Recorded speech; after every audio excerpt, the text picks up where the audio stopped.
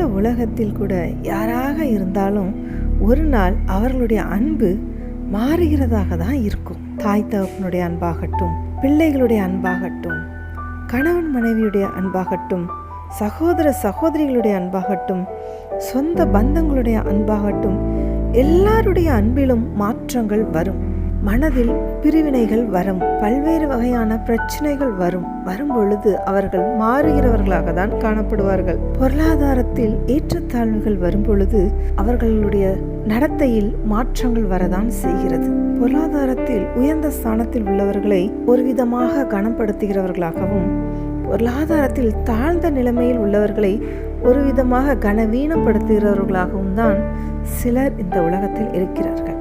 ஆனால் நீங்கள் செல்வந்தர்களா, நீங்கள் ஏழைகளா, நீங்கள் பாவிகளா, நீங்கள் நீதிமான்களா, அப்படி என்று கர்த்தராகிய இயேசு